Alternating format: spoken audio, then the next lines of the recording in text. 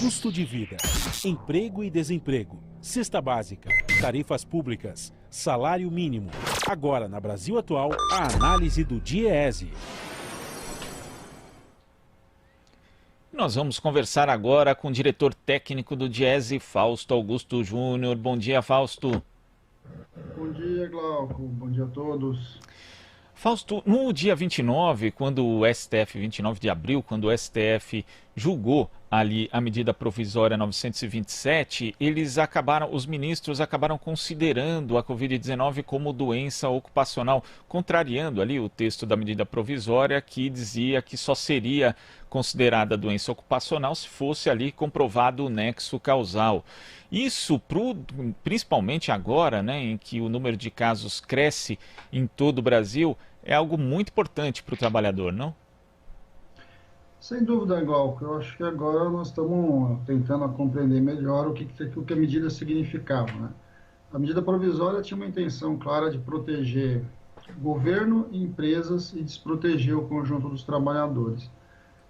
Quando você não coloca, né, quando a medida provisória impedia que você classificasse como doença profissional a questão da Covid-19, na verdade, o que ela causava? Ela impedia que as pessoas, ela permitia que as pessoas que tinham sido contaminadas e que ficaram doentes pelo coronavírus pudessem ser demitidos logo que voltassem, por exemplo, né?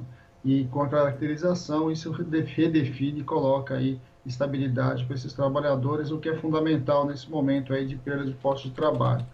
E na outra ponta, que é muito triste também, né, Glauco, porque nós estamos passando aí de 11 mil mortes, é que quem pegou a doença e acabou indo a óbito, nesses casos ele acaba tendo a pensão, né, a sua família acaba tendo a pensão com uma outra forma de cálculo que garante ali 100% ali da média da aposentadoria do doente falecido. Eu acho que isso é importante porque isso também dá mais segurança para o conjunto de trabalhadores que hoje estão aí na linha de frente com relação à pandemia e precisam ali lidar com uma situação muito complicada, que é estar colocando o tempo todo a sua vida a risco para poder manter a sociedade funcionando minimamente naquilo que é atividade essencial. Por exemplo, nós estamos entrando agora aí num rodízio muito mais acelerado aqui na Prefeitura de São Paulo, aqui na cidade de São Paulo, tentando bloquear um pouco o movimento das pessoas, mas ao mesmo tempo a gente sabe que medidas desse tipo também podem ampliar a concentração e de alguma forma levar um pouco mais de dificuldade para os trabalhadores das atividades essenciais. Então, assim, medidas hoje que possam ajudar o trabalhador das atividades essenciais, aqueles que de fato precisam sair de casa, elas ajudam muito a gente pensar para frente. E vamos ver também, né, Glauco, porque agora essas duas medidas, tanto a MP 927 quanto a MP 936, devem ser votadas ao longo dessa semana. E essas duas questões devem voltar novamente à baila, aí com relação ao Congresso Nacional, no meio de tantas outras medidas provisórias que precisam ser votadas e estão em discussão no Congresso Nacional.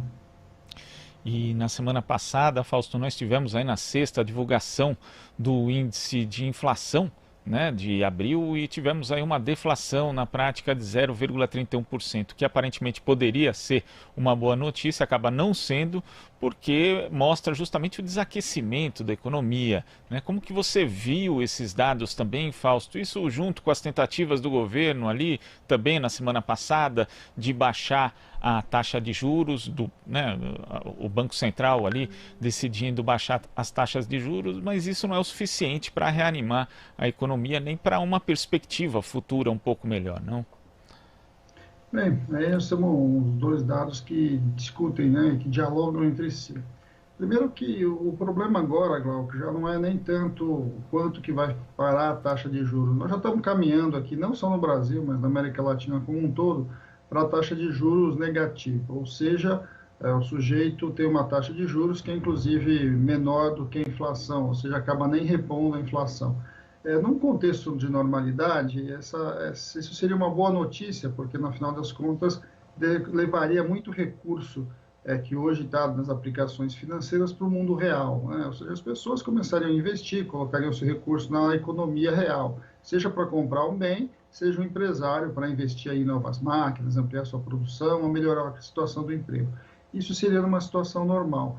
Numa situação como a que nós estamos vivendo, em especial com essa enorme instabilidade e essa insegurança, porque a gente não sabe de fato para onde vai a pandemia, nem quais são as ações que o governo vai caminhar, em especial no momento em que a gente está vendo claramente que a pandemia vai crescendo, e olhando aí para o resto do mundo, a gente tem percebido, não só porque a gente tem visto e pelos estudos, que momentos como esse, eles acabam levando a aberturas e fechamentos da economia em momentos seguintes, o que, de certo modo, atua na expectativa dos agentes econômicos.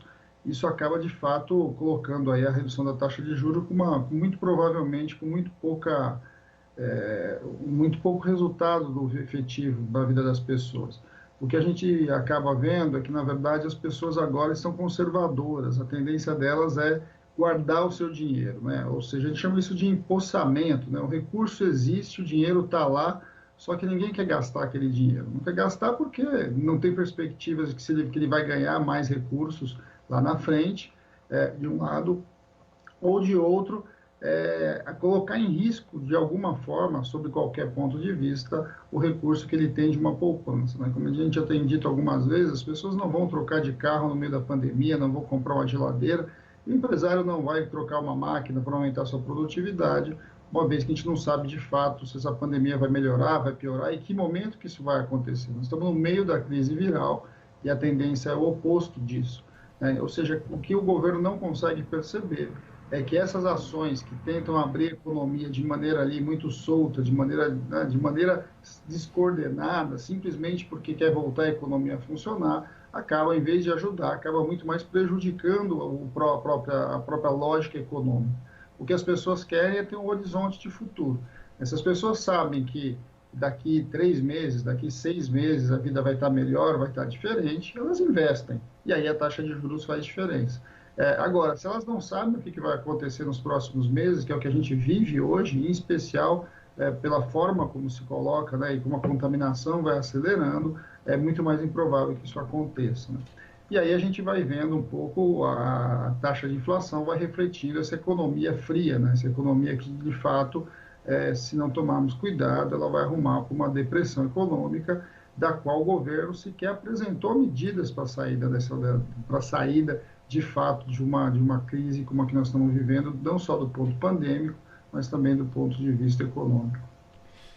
Vamos ver então se nessa semana o Congresso Nacional discute algumas dessas medidas, já que a iniciativa do Palácio do Planalto, ali a gente sabe que está difícil de sair algo para reanimar de fato a economia, para ajudar o trabalhador durante essa crise. Fausto, muito obrigado pela sua participação e até amanhã. Até amanhã, Glauco. Conversamos... Bom dia a todos. Bom dia. Conversamos aqui com o diretor técnico do Diese, Fausto Augusto Júnior.